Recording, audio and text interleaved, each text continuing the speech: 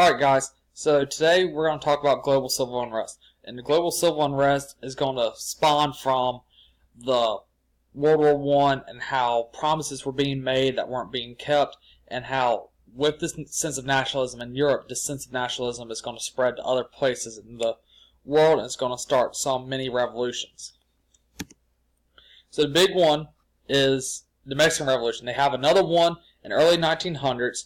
The causes, main ones, were poor peasants that had no land, no education, no hope for improvement.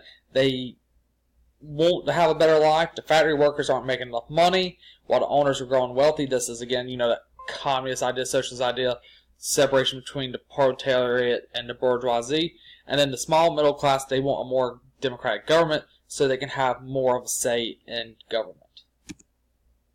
So you do have unstable leadership in Mexico in the early 1900s. You have President Porfirio Diaz, had reformer Francisco Madero arrested. His arrest starts revolts, forcing Diaz to resign. Madero then becomes president, but he's assassinated by a military dictator. And then Horatio himself is overthrown by Carranza. So your four people are right here.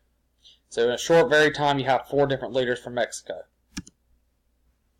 Now, Carranza, he becomes president of Mexico in 1917, and he has help from two popular revolutionaries, Pancho Villa, right here, and Emmanuel Zapata. Now, when we talked about World War I, the U.S. comes in at the end of 1917. Well, they're not sitting on their butts the whole entire time.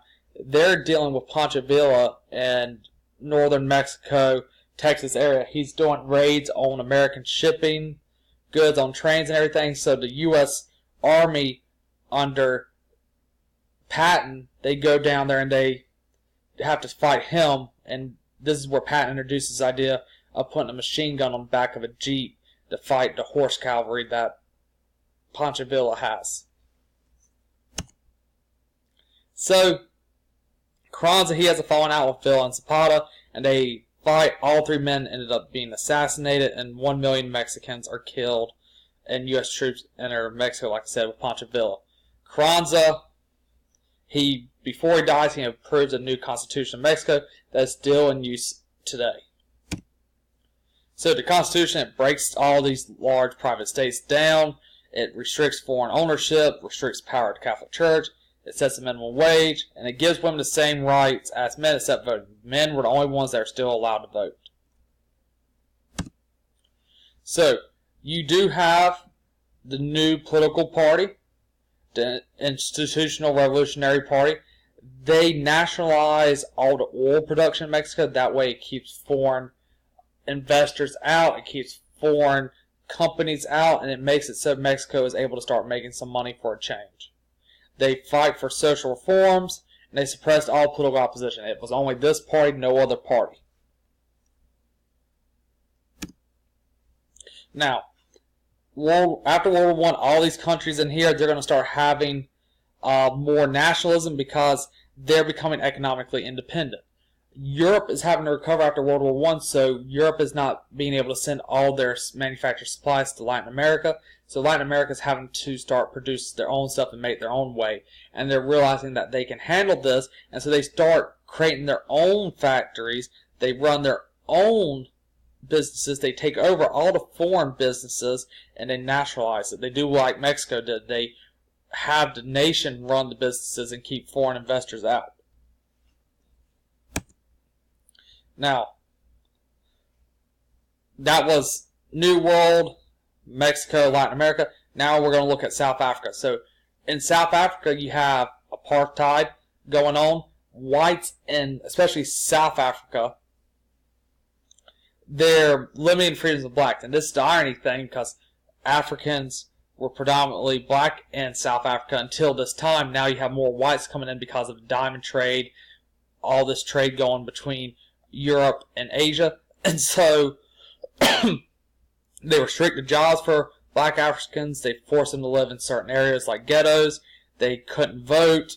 And you have racial segregationist law. And this is a big issue because you had what used to be a majority and now being controlled by the white minority that's now taking over its majority. So, the black Africans, they form the African National Congress to protest the loss of freedoms, but the whites in charge deem this a terrorist organization and make it so they can't do anything. Even though they're only trying to get stuff done through legal means, it will take over 75 years for any impact to be made for rights for black Africans in South Africa.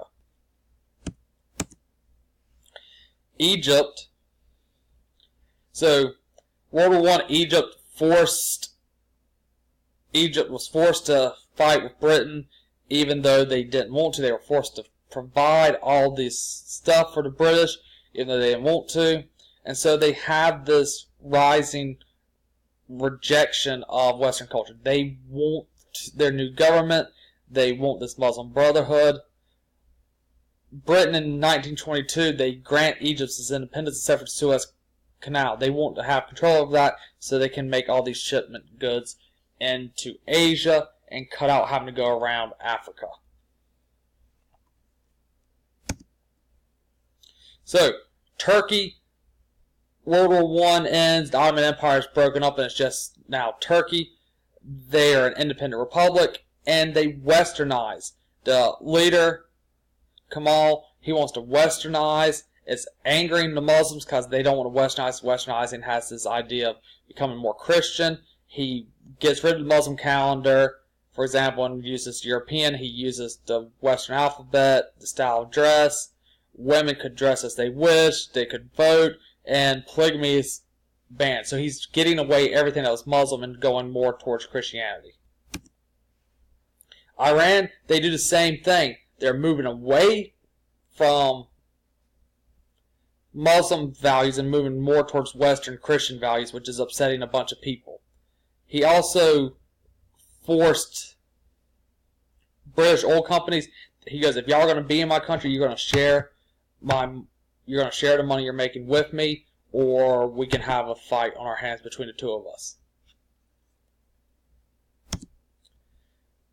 So the Middle East is controlled by Ottomans until World War I, and after World War I, the victors go to spoil. So France, Britain, they're going to split up the territory. France is getting Syria, Britain is getting Iraq, Mesopotamia, and people in this area, the Arabic people, are not enjoying this because they're getting mistreated by the Europeans. So you're going to have a unity. These different countries are going to come together and unite against a common enemy, and it's these Europeans' mistreatments. They hate being mistreated by the Europeans and being taken advantage of during this time. Now, you're going to have Zionism taking place during this time. You have the Zionist movement. It's this urging of European Jews to reclaim the promised land of Israel. Remember, the Romans put the Jews into diaspora. They took them away from their homeland in early AD, late BC, and they forced them to spread out into the empire so they couldn't rebel.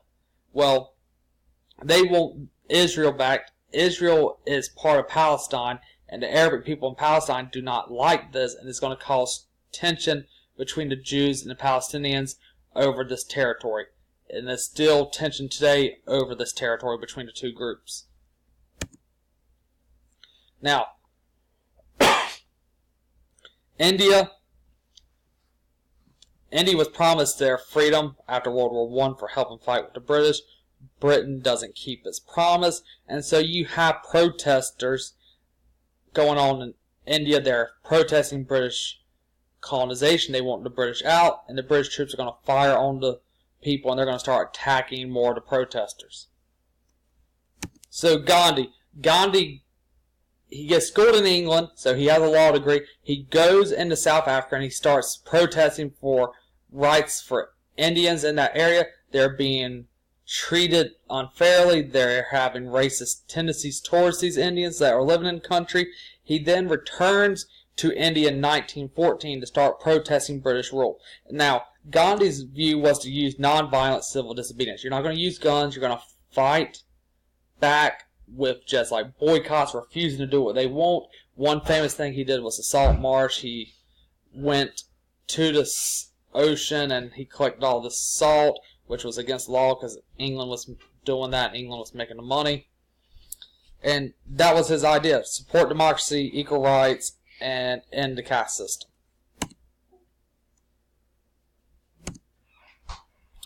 Muhammad Ali Jinnah, he's another person in India. He's a Muslim. He is fighting for Muslim rights in India. He wants rights for them. He wants to create a new country. He wants to create a country of Pakistan that's separate from India. There's specific regions in India where a bunch of Muslims are, and he wants them to have their own country.